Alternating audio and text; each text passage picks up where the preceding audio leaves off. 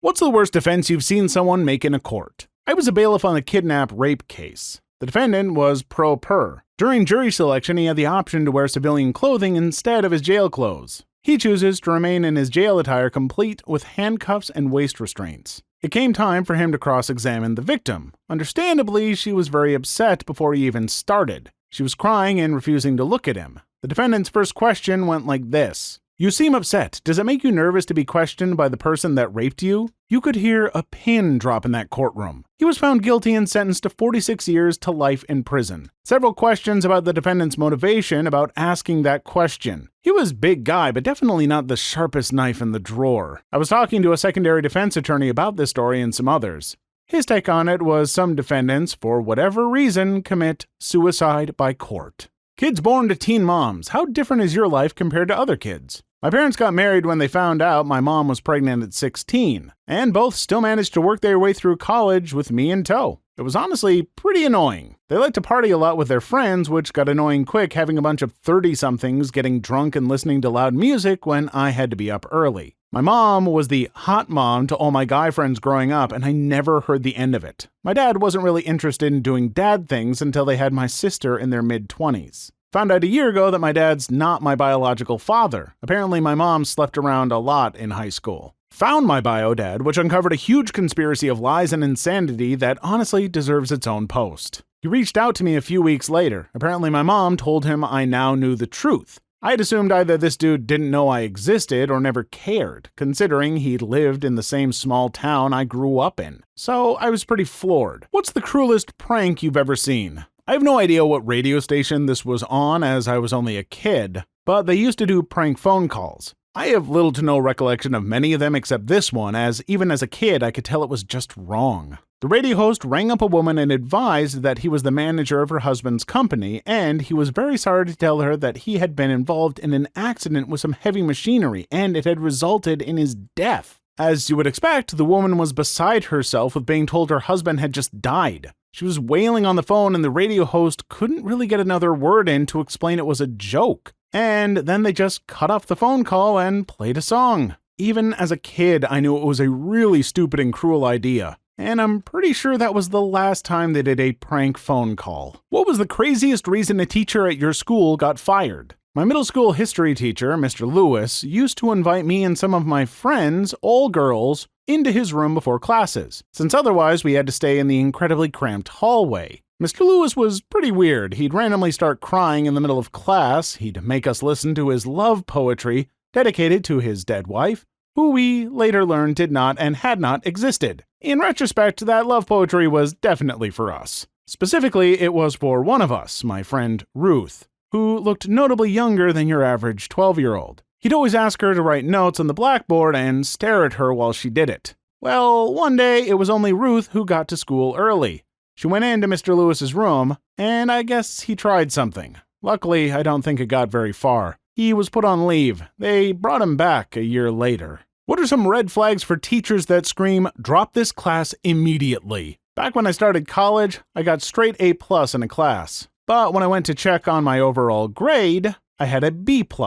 Found it odd and went to question my teacher about it. He said that he dropped down my grade because the class was a bit of a pain in the butt. He didn't use those exact words, but that's what he meant. Then I asked him again about my posture, asking if I did anything wrong or disturbed the class or whatever. He promptly said I didn't and that I was a great student, which made me ask again, why is grade lower then? He told me the same excuse from above. Then I asked if he was planning on changing my grade at all, since I had only A's, and he promptly said he wasn't going to change. Fast forward a few days, I ended up filing a complaint about him and his method of grading students. After that, he approached me and said something like, "Hey, you didn't have to file a complaint about me. I was going to fix your grade, yada yada." Police officers who have arrested other police officers. Story? This was during my time as United States Marine Corps military police. Got a phone call from the guy's wife saying he was drunk and refusing to leave the house. Knocked on the front door, but found him crying on the porch. She walked by the porch and motioned for me to come inside through the glass door. She proceeded to show me the red marks on her throat, the hole in the door that he punched through beside her head, and some other evidence that doesn't need to be disclosed.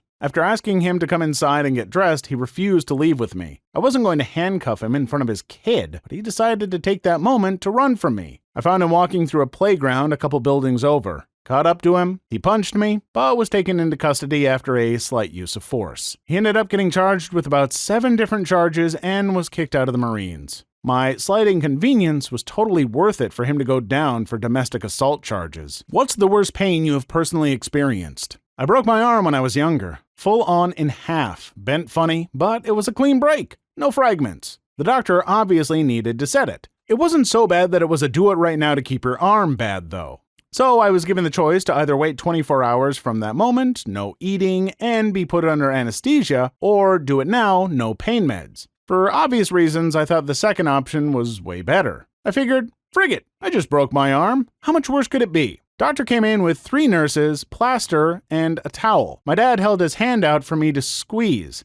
I remember him saying, "Okay, you are much braver than I am." They gave me the towel to bite down on. I had no idea I would need that towel. I thought it would be much easier. And then 2 nurses bent my arm back, 1 nurse held my legs down, and the doctor began wrapping my arm in plaster. Worst 10 minutes of my life. What is your opinion on a 30-year-old dating a 19-year-old? This was me. When I was just 18 years old, male, I met her when she was 30 years old, female, when I was moving into the apartment she was moving out of. I was going to school and she into assisted housing. She seemed very genuine and was very pretty, so I randomly asked her out one day and we sort of had an amazing time together. We were together about a year and we were talking about marriage when my parents asked me to come home alone one weekend. Stepping away helped me to see all of the possibilities. A fiery breakup ensued. Looking back, the age separation was one of the smaller issues. She was done having her adventures. I needed to have my own. I never thought this was going so serious, and I was about to start a new family when I was completely dependent on my family. Also, I learned about the responsibilities that I was about to take if I had started a family, and to be honest, I was not ready for that. I'm glad I had the courage to move out of the relationship then. What is something you say to scammers instead of hanging up?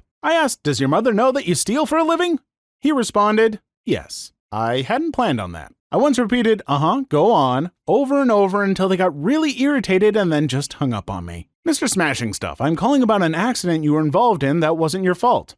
"Oh, it wasn't an accident. I meant to hurt those people." The pause you get before being immediately escalated to a manager is like crack to me. "Hi there, and thanks for calling Cardiff Aquarium. Please be aware your call may be recorded for training purposes." "Oh, hang on, let me get the wife, husband, parent, appropriate decision-making figure. They'll be able to help you." Then just turn the microphone off and go about my day. We have a Rickroll extension. We forward them to it after telling them about the brief hold and then check the recording length the next day to see if they've beaten the record. How old are you and what is the biggest problem in your life right now? I'm 51. Broke my back and I'm slowly losing the ability to walk due to nerve damage. I'm 57 and I just really don't want to work anymore. That is not an option as I live alone and I need my income to survive. I guess I might be depressed. Just feeling super lazy. 31, financial debt, depression. 27, the feeling of not being enough or just not being where I should have been by now. 38, trying to figure out how I'm supposed to keep going after the death of my youngest child. 17, my mom died a few months ago, and ever since, I feel like I can't get the person I once was back. I can hardly deal with school on top of everything else going on in my life, but dropping out isn't an option. I feel like I have almost no grip on my life anymore, yet it keeps on going. I feel like I'm going to drown while fighting to keep getting up in the morning.